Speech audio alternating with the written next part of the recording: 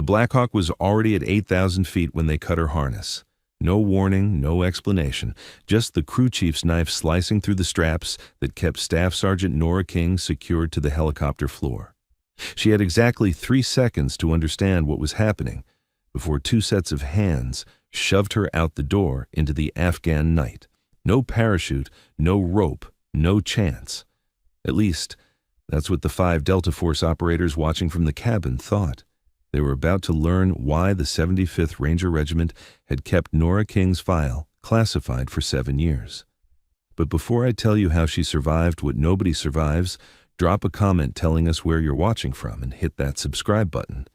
Because what happened next rewrote everything they thought they knew about the limits of human survival. The morning had started with deceptive calm at Forward Operating Base Chapman. The Hindu Kush Mountains rose like broken teeth against a sky so clear it hurt to look at. Staff Sergeant Nora King sat apart from the others in the briefing room, cleaning her already spotless rifle with mechanical precision. 5 years in the Rangers had taught her that the quiet moments before a mission were when death liked to introduce himself. At 28, Nora didn't look like Hollywood's idea of an elite soldier.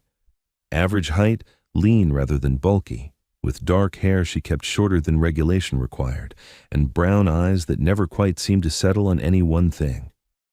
The kind of face that could disappear in a crowd, which had served her well in places where being remembered got you killed.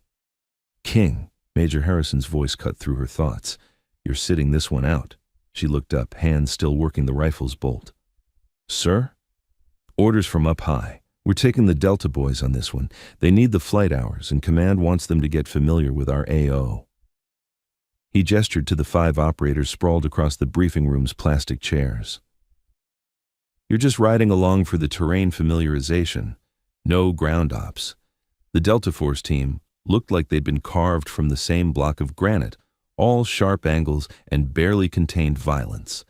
Their leader, Master Sergeant Cole "Hammer" Rourke, had the kind of scarred face that suggested he collected knife fights like some people collected stamps. "Copy that, sir," Nora replied, but something cold settled in her stomach. In 5 years of operations, she'd never been benched without reason. Specialist Danny Kim, her usual spotter, caught her eye from across the room. His expression said everything. Something's wrong. But before either could voice their concerns, the briefing began. "Operation Copper Valley," Harrison announced, pulling up a satellite image on the screen. ISR picked up a high-value target moving through the Korangal. Ahmad Rashidi, bomb maker, facilitator, and the bastard responsible for 3 of our KIAS last month. The room's energy shifted, sharpened. Nora knew 2 of those KIAs personally. Good men, blown apart by IEDs that bore Rashidi's signature, pressure plates hidden under trash, secondary devices placed exactly where first responders would step. "Delta takes point on the ground," Harrison continued. "Standard snatch and grab. King, you're in the bird for overwatch only. Questions?" Rourke leaned back in his chair. "Why do we need Ranger overwatch if we're not expecting contact?" "Insurance," Harrison replied. "King knows these mountains better than anyone. If things go sideways, she can guide you out." The briefing dissolved into tactical details. Approach vectors, contingency plans, extraction routes. Nora memorized it all, even though she supposedly wouldn't need it. That cold feeling in her stomach had grown into something with teeth. Kim found her at the armory as she loaded magazines. "This stinks," he said without preamble. "You've led 17 operations in the Korangal. Now, suddenly your taxi service?" "Orders are orders." She slipped another magazine into her vest, then another. If she was just observing, she shouldn't need more than basic combat load. She took double anyway. "Nora, something's—" "I know." She met his eyes. "Watch your 6 out here, Danny. Something feels off about everything today." The Black Hawk lifted off at 2300 hours, rotors beating the thin mountain air into submission. The Delta team sat in practiced silence, their night vision goggles making them look like prehistoric insects in the green-tinted darkness. Nora positioned herself near the door gunner, ostensibly to observe the terrain, but really because it gave her the best fields of fire if needed. 20 minutes into the flight, The intercom crackled. "Approaching phase line Alpha," the pilot announced. 3 minutes to target. That's when Rourke stood up. The movement was casual, like he was stretching, but Nora's hand drifted to her sidearm. In the green wash of her night vision, she saw him signal his team. Small gestures, nearly invisible, but she'd learned to read violence in all its languages. "King!" Rourke's voice came through her headset, conversational despite the rotor noise. "You know what your problem is?" She turned slightly, keeping her peripheral vision on the other Delta operators. "Enlighten me." "You're too good. Command's noticed. The Korangal belongs to you. Every warlord, every smuggler, every fighter knows the female ranger who walks their mountains like she was born in them." He moved closer, and now Nora could see the others shifting position, creating a box around her. "That kind of reputation is bad for business." "Whose business?" "The kind that pays better than army salary." His hand moved to his knife, not threatening, just resting there. "Rashidi isn't just a bomb maker. He's a facilitator. Opium, weapons, information, he moves it all. And he's willing to pay handsomely to anyone who removes obstacles." The pieces clicked into place with sickening clarity. This wasn't a mission, it was an execution. "How much?" she asked, buying time while her mind ran through options. 5 operators, confined space, 8,000 feet up. The math wasn't good. 50,000 each, plus future considerations. Rourke actually smiled. "Nothing personal, King. You're just too effective. The smuggling routes need to stay open, and you keep closing them." "So you throw me out of a helicopter and tell everyone it was an accident?" "Equipment malfunction. Happens all the time in these mountains. Harness fails, soldier falls, tragic accident, full military honors." He pulled the knife free, its blade black against the green night vision world. "Unless you want to make this difficult." Nora's mind processed a dozen scenarios in the space between heartbeats. She could fight, but 5-on-1 in a confined space would end badly. She could call for help, but the pilots might be in on it. The knife moved faster than thought, slicing through her harness straps with surgical precision. Before she could react, hands grabbed her arms, her vest, lifting and pushing in one coordinated motion. The Blackhawk's door yawned open beside her, 8,000 feet of nothing beyond its edge. "Should have stayed home, Ranger," Rourke said. Then they threw her out. The night swallowed her whole. Free fall at terminal velocity is approximately 120 miles per hour. At that speed, the human body becomes a projectile, subject to physics and nothing else. Most people would have spent their last seconds screaming, flailing, praying. Nora King did none of those things. Instead, she went to work. First priority, orientation. She spread her arms and legs into a stable arch position, using her body as an airfoil to control her descent. The mountains rushed up at her with terrifying speed, but panic was a luxury she couldn't afford. She had maybe 40 seconds before impact. Second priority, location. The green-tinted world through her night vision goggles showed the Korangal Valley, spread below like a 3-dimensional map. She knew these mountains intimately, every ridge, every valley, every seasonal stream. There, a glint of reflected moonlight, Korangal River running high with snowmelt. Third priority, angle.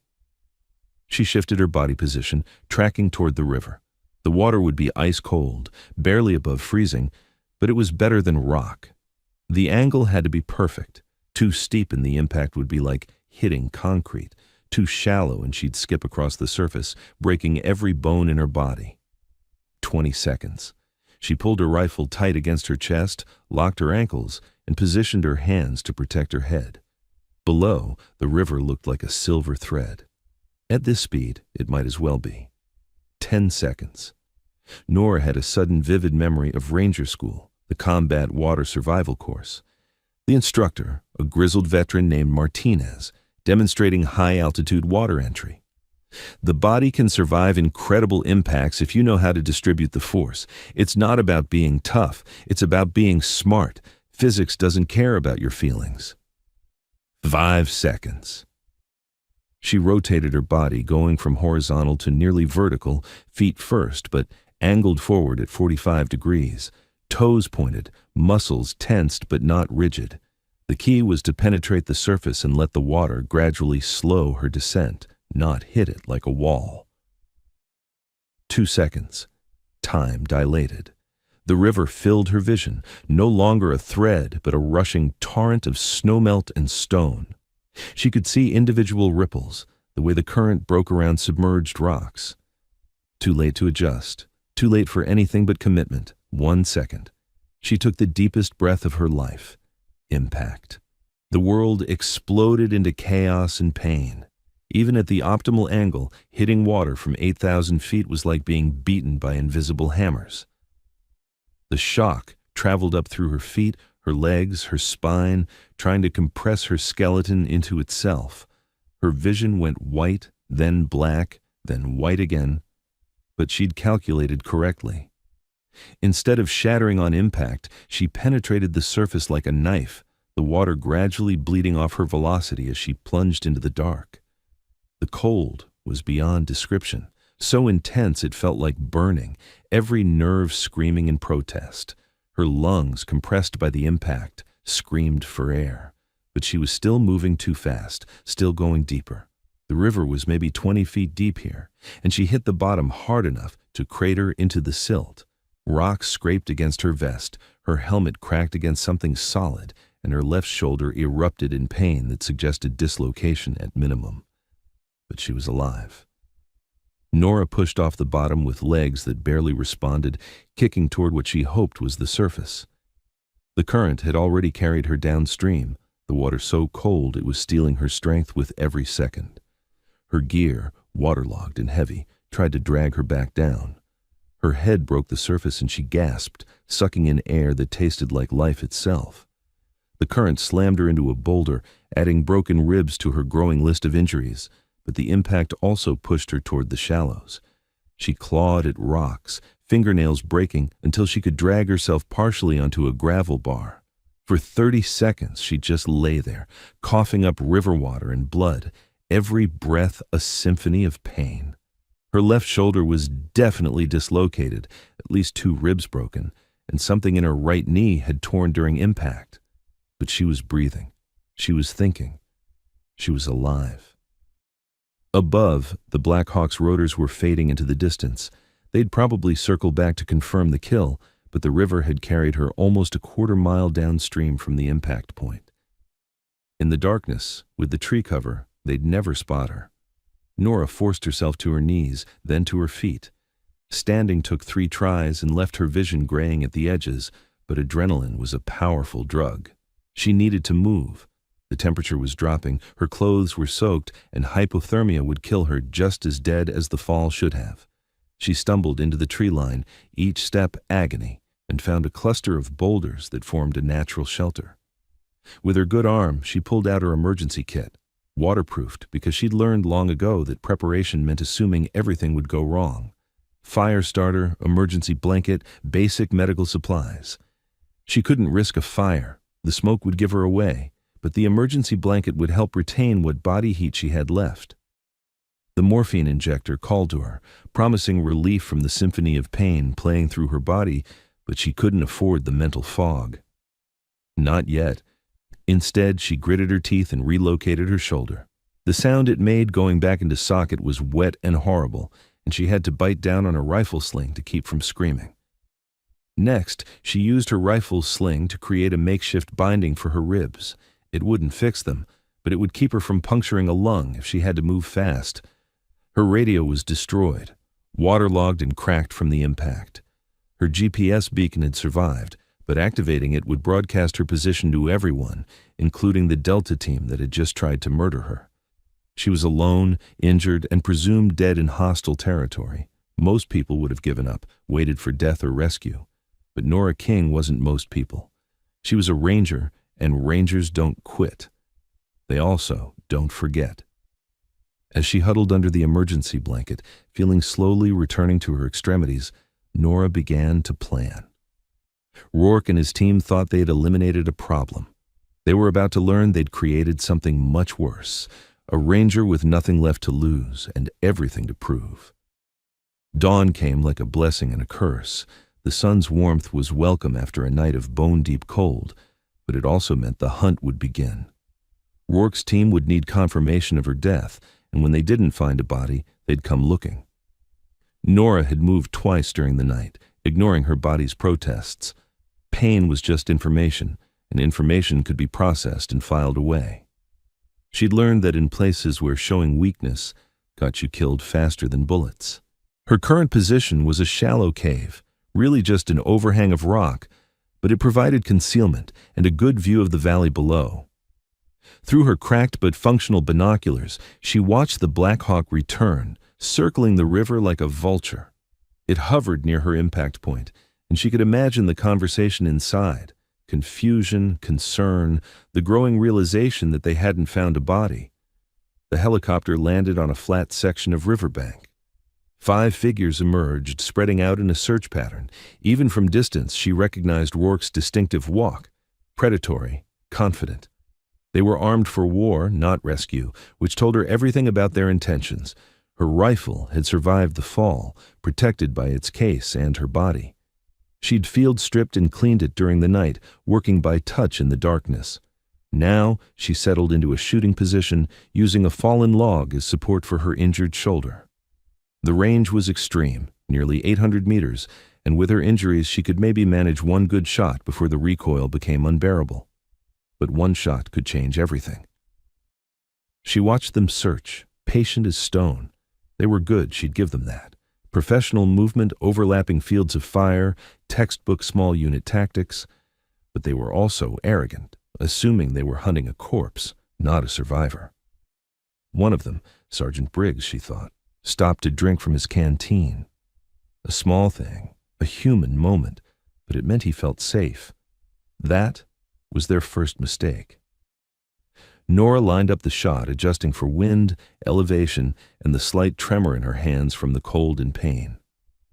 The math was automatic, carved into her muscle memory by thousands of hours on the range. Breathe in, breathe out, find the natural pause between heartbeats. She didn't shoot Briggs. That would have been expected, obvious. Instead, she put a round through Rourke's radio antenna, the high-powered rifle's report echoing across the valley like thunder. The antenna exploded in a shower of sparks and plastic, and 5 elite operators hit the dirt like their strings had been cut. The message was clear. I'm alive. I can reach you. And this is your only warning. For 10 seconds, nothing moved except the river. Then Rourke's voice carried across the valley, amplified by the mountain acoustics. "King! I know that's you." She didn't respond, just watched through her scope as they scrambled for better cover. They'd gone from hunters to hunted in the space of a trigger pull, and the psychology of that reversal was more devastating than any bullet. "We can work this out," Rourke called. "It was just business." Nora smiled grimly. Everything was just business until someone started shooting back. She displaced, moving through the pain to a new position. Rule 1 of sniper warfare: never fire twice from the same location. Her knee barely held her weight, and black spots danced at the edges of her vision, but she'd operated in worse condition. In Iraq, she'd completed a mission with a bullet in her hip. In Afghanistan's Paktika province, she'd walked 12 miles with a broken fibula. Pain was temporary. Death was permanent. The Delta team was moving now, trying to flank her suspected position. Good tactics, but they were making another assumption, that she was trying to escape. They didn't understand that she wasn't running. She was hunting. Nora had spent 5 years learning every trail, every cave, every hidden path in these mountains. The locals called her the Ghost Walker, the American woman who appeared and disappeared like morning mist. Those same trails that smugglers used to move opium, she now used to move herself, staying ahead of the Delta team's pursuit, but always visible enough to keep them following. She led them deeper into the valley, away from their helicopter, away from support. The pilot would be getting nervous, checking his fuel, wondering why his passengers hadn't returned. Every minute that passed was a minute closer to someone raising an alarm. At a narrow section of trail, she had left a surprise. Not an explosive, nothing that obvious, but a simple deadfall trap, the kind local hunters used. When Sergeant Cooper, bringing up the rear, hit the trigger, a log swung down from above. He dodged it, barely, but the movement sent him stumbling off the trail and down a steep slope. Not fatal, but his ankle snapped audibly when he hit the bottom. Now they were down to 4, and they had to carry their wounded. The math was getting worse for them with every passing hour. "King," Rourke's voice had lost its confident edge, "this doesn't end well for you. Even if you make it back, who's going to believe you? 5 decorated Delta operators against 1 Ranger with PTSD. You know how this plays out." He was right, of course. Her word against theirs, assuming any of them survived to give testimony. But Nora wasn't planning on a he said and she said resolution. She had something better in mind. Night fell again, and with it came the cold that turned breath into vapor and made fingers clumsy on triggers. The Delta team had made camp in a defensible position, good high ground, clear fields of fire, rock formations for cover, professional to the end. But they'd made one crucial error. They'd camped near water, a small stream that ran down from the higher elevations. Water meant noise, which covered movement, and it also meant predictable approach routes for anyone needing to drink. Nora waited until 0300, the dead time when even alert guards fought to keep their eyes open. She'd spent the day gathering what she needed, not weapons, but information. A salvaged radio from an old Taliban cache, damaged but functional enough to receive. Batteries from the same cache, and most importantly, a small digital recorder she always carried, the one that had survived the fall in its waterproof case. She couldn't transmit on the damaged radio, but she could listen, and what she heard confirmed her suspicions. Rourke's team was using an encrypted frequency, but encryption didn't matter when she could hear their side of the conversation. "Package is still active," Rourke was saying. "Request immediate extraction and QRF support." "Yes, sir, I understand the complications." "No, sir, we can't confirm elimination." "Copy, sanitize, and extract." Sanitize. Military speak for leaving no evidence, no witnesses. They weren't just going to kill her now. They were going to erase any trace that she'd ever been here. But Nora had one advantage they didn't know about. 3 nights ago, she'd cached supplies in these mountains, standard procedure for long-range reconnaissance, extra ammunition, medical supplies, and most importantly, a satellite phone with a fully charged battery. The cache was 2 kilometers away, past the Delta team's position. To reach it, she'd have to go through them, not around. Most people would have called that impossible. Nora called it Tuesday. She moved like water, like shadow, like the ghost the locals believed her to be. Every step calculated, every breath controlled. Her injuries screamed with each movement, but pain was just the body's opinion, and she didn't have to listen. The Delta team had set 2 guards, Briggs on the north side, Matthews on the south. Good positioning, overlapping fields of observation. But they were watching for someone trying to escape, not someone trying to infiltrate. Nora belly crawled through their perimeter, so slow that motion sensors wouldn't register her movement, so quiet that even the mountain mice didn't flee. It took her an hour to cover 50 meters, but patience was a sniper's first virtue. She passed close enough to Briggs to hear his breathing, see the vapor from his exhales in the cold air. Her hand found a rock, perfectly sized, and she threw it into the darkness behind him. The sound was small but distinct, and his head snapped around, rifle tracking toward the noise. In that moment of distraction, she moved past him, flowing into the camp itself. Rourke and the others were sleeping, trusting their guards. She could have killed them all, slit throats, quick and quiet, but death would be too easy, too clean. She wanted them to face justice, to have their betrayal exposed. Instead, she found what she was looking for, Rourke's satellite phone, charging from a portable battery pack. She couldn't take it, they'd notice immediately, but she could use it. Her fingers flew across the keypad, sending a coded message to the one person she trusted absolutely. Kim would get the message when he woke. Coordinates, situation, request for backup. More importantly, he'd know to check the emergency cache where she was about to leave the digital recording of Rourke's conversations. Mission complete, she began her exfiltration. But as she moved past Rourke's sleeping form, his eyes opened. For a frozen moment they stared at each other in the darkness. His hand started moving toward his weapon. Nora's knife was faster, not a killing blow. She drove it through his hand, pinning it to the ground. His scream woke the camp, but she was already moving, vanishing into the darkness as lights blazed and voices shouted. "Find her!" Rourke roared, pulling the knife free with a sound that was part pain, part rage. "Find her now!" But finding a ghost in mountains that belonged to her was like catching smoke with bare hands. Nora reached her cache as dawn painted the peaks orange and gold. The satellite phone connected on the first try. "Danny," she said when Kim answered, his voice thick with sleep that instantly vanished when he heard hers. "I need you to listen very carefully. Record this call." She told him everything. The setup, the attempted murder, the confession she'd recorded. As she spoke, she could hear helicopters in the distance, multiple birds coming fast, either rescue or execution, depending on who arrived first. "Nora, stay put," Kim said. "Harrison's scrambling everyone. We're coming for you." "Negative. I'm finishing this." She pulled out her emergency flare gun, loaded a round. "Just make sure the recording gets to CID. Whatever happens next, I want the truth on record." The helicopters were closer now. She could see them, 2 Black Hawks and an Apache escort. But whose helicopters? She'd find out soon enough. Nora fired the flare straight up, a bright red star that hung in the morning sky like a challenge. "Here I am. Come and get me."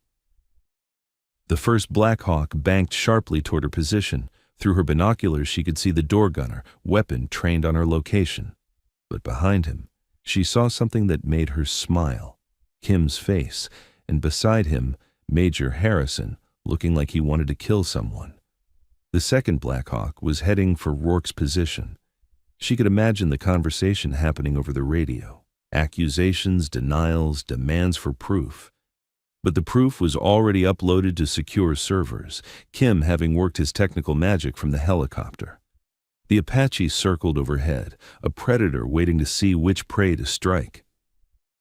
In the end, it would come down to evidence, testimony, and the kind of political maneuvering that happened far above her pay grade. But as the first Black Hawk settled onto the ridgeline and Kim jumped out, running toward her position, Nora knew she had already won the only victory that mattered. She'd survived. Against impossible odds, against betrayal in gravity and the cold mathematics of terminal velocity, she'd survived. "Jesus Christ, Nora," Kim said, taking in her injuries. The makeshift sling, the obvious concussion, the way she held herself to protect broken ribs. "How are you even standing?" "Rangers don't quit," she said simply. "We also don't die easy." Behind them, she could hear shouting from Rourke's position, the sounds of an arrest being made. The Delta team would face court-martial, conspiracy charges, attempted murder. Their careers were over, their reputations destroyed. But as the medics approached with a stretcher, Nora waved them off. "I'll walk," she said, even though each step sent lightning through her body. "I jumped out of a helicopter at 8,000 feet. I can make it to the bird." Harrison fell into step beside her, his expression unreadable. "King, what you did, surviving that fall, it's impossible." "No, sir," she replied, wincing as her knee tried to buckle. "It's just highly improbable. There's a difference." "The physics alone." "Physics is just math, sir, and I've always been good at math." She paused at the helicopter's door, looking back at the mountains that had almost become her grave. "Besides, Rangers don't need parachutes. We just need the will to survive and the knowledge of how to fall." As the Black Hawk lifted off, carrying her toward medical treatment and the inevitable investigation, Nora allowed herself one moment of satisfaction. Rourke and his team had thrown her from a helicopter, expecting her to die screaming in the dark. Instead, she'd turned their murder attempt into their confession, their trap into their prison. The recorder in her pocket contained everything: their admission of guilt, their connection to the smuggling networks, their willingness to kill a fellow American soldier for money. Combined with the physical evidence and Kim's technical surveillance, it would be more than enough for conviction. 3 weeks later, Nora stood in the same briefing room where it had all started. Her shoulder was still healing, her ribs still tender, but she was back in uniform. The investigation had been thorough, the evidence overwhelming. Rourke and his team were facing life in military prison. Staff Sergeant King, General Morrison, commander of JSOC, addressed her from the podium. "What you survived defies explanation. The fall alone should have killed you. The injuries should have incapacitated you. The pursuit should have ended you. Yet, here you stand." "Rangers lead the way, sir," she replied, the motto carrying new weight after everything. "Indeed they do." He held up a folder. "Which is why I'm offering you a choice. Full medical retirement with honors or a new assignment. There's a unit that could use someone with your particular combination of skills and sheer refusal to die." "What kind of unit, sir?" Morrison smiled. "I had a feeling you'd say that." "Report to Fort Bragg, Building 9. Someone will meet you there." As Nora left the briefing room, Kim caught up with her in the hallway. "So? Medical retirement or mystery assignment?" "What do you think?" He laughed. "I think they threw you out of a helicopter and you turned it into a promotion. I think you're physically incapable of taking the easy path." "The easy path is boring," Nora replied, then winced as her ribs reminded her that the hard path had costs. "Besides, someone needs to keep proving that Rangers don't need parachutes." "That's not actually true, you know. The fall could have killed you. Should have killed you." Nora stopped walking, turned to face him. "Danny, they threw me out of a helicopter at 8,000 feet because I was too good at my job. They betrayed everything we stand for out of greed. The fall didn't kill me because I refused to let their betrayal be the end of my story." She continued down the hallway, each step still painful, but getting stronger. "Rangers don't quit, Danny. We don't quit when we're tired. We don't quit when we're hurt. And we sure as hell don't quit when someone throws us out of a helicopter." "So what do we do?" Nora smiled, the expression sharp as a blade. "We survive. We adapt. We overcome. And then we make them regret ever thinking we were just another problem to be eliminated." Behind them, the sun set over Fort Bragg, painting the sky the color of blood and gold. Somewhere in military prison, 5 former Delta Force operators were learning that betraying a Ranger wasn't just a mistake. It was a physics lesson in how far someone could fall and still come back stronger.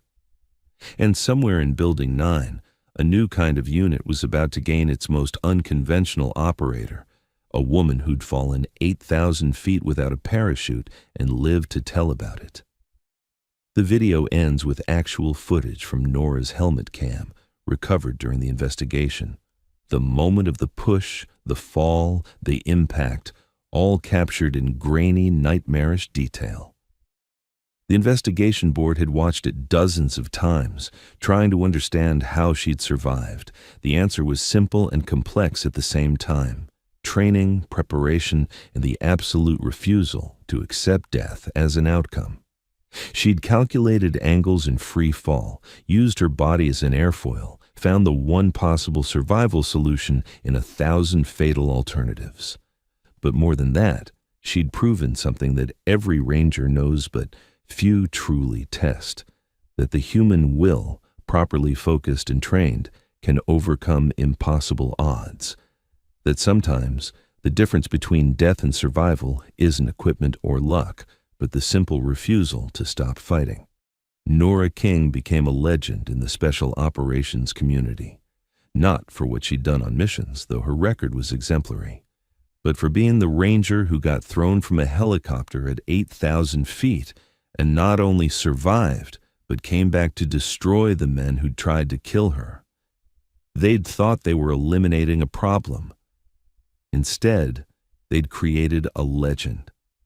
And legends, as any soldier will tell you, are much harder to kill than people. Rangers lead the way. Sometimes that way is straight down at terminal velocity. But as Nora King proved on a cold night in the Korengal Valley, Rangers don't need parachutes. They just need the will to survive and the knowledge that falling isn't the same as failing. The only difference is whether you get back up. And Rangers always get back up. Have you ever faced a situation where everyone expected you to fail, only to prove that survival is more about mindset than circumstance? What would you do if betrayed by the very people meant to protect you? Could you find the will to survive an 8,000-foot fall without a parachute? Drop your thoughts in the comments below. We read every single one. If this story reminded you that the human spirit is harder to kill than the human body, hit that like button and subscribe for more tales of impossible survival and unbreakable will. Share this with someone who needs to remember that falling isn't the same as failing. It's just another opportunity to prove how strong you really are. More stories of warriors who refuse to die are waiting on your screen. Watch those next, and remember, Rangers lead the way, even when that way is straight down. Until tomorrow, remember, they can throw you from a helicopter, but they can't throw the Ranger out of you. Thanks for watching. If you like this video, you can subscribe to see more incredible stories like this one.